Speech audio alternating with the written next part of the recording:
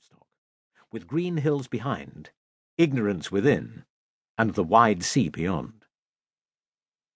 Hookton, like every place in Christendom, held a vigil on the eve of Easter, and in 1342 that solemn duty was performed by 5 men who watched as Father Ralph consecrated the Easter sacraments and then laid the bread and wine on the white-draped altar.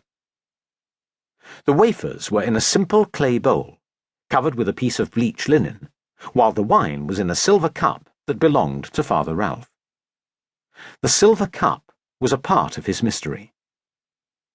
He was very tall, pious, and much too learned to be a village priest. It was rumoured that he could have been a bishop, but that the devil had persecuted him with bad dreams, and it was certain that in the years before he came to Hookton, he had been locked in a monastery's cell because he was possessed by demons.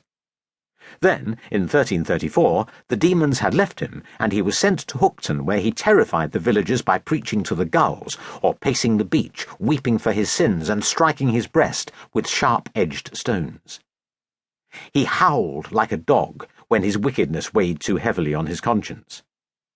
But he also found a kind of peace in the remote village. He built a large house of timber, which he shared with his housekeeper, and he made friends with Sir Giles Marriott, who was the lord of Hookton and lived in a stone hall 3 miles to the north. Sir Giles, of course, was a gentleman, and so it seemed was Father Ralph, despite his wild hair and angry voice. He collected books which, after the treasure he had brought to the church, were the greatest marvels in Hookton. Sometimes, when he left his door open, people would just gape at the 17 books that were bound in leather and piled on a table. Most were in Latin, but a handful were in French, which was Father Ralph's native tongue. Not the French of France, but Norman French, the language of England's rulers. And the villagers reckoned their priest must be nobly born, though none dared ask him to his face. They were all too scared of him. But he did his duty by them. He christened them, churched them, married them, heard their confessions, absolved them, scolded them, and buried them. But he did not pass the time with them. He walked alone, grim-faced, hair awry, and eyes glowering. But the villagers were still proud of him.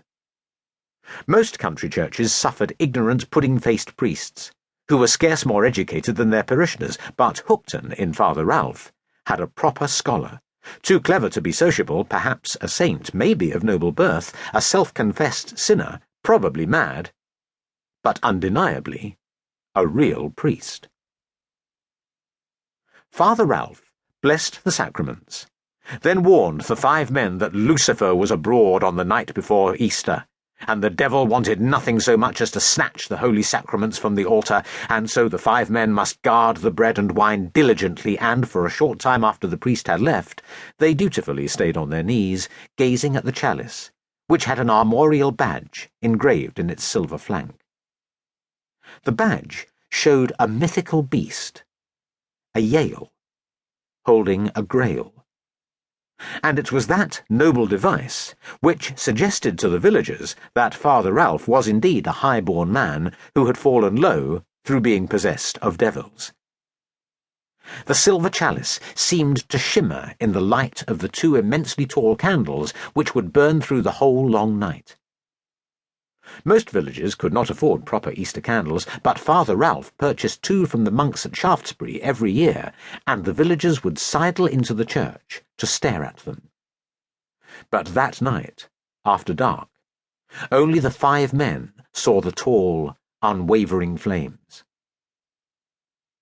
Then John, a fisherman, farted.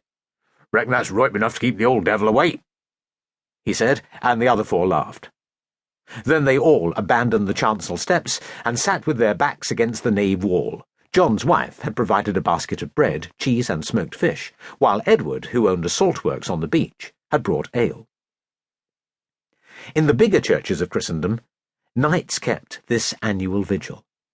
They knelt in full armour, their surcoats embroidered with prancing lions and stooping hawks and axe heads and spread-wing eagles, their helmets mounted with feathered crests.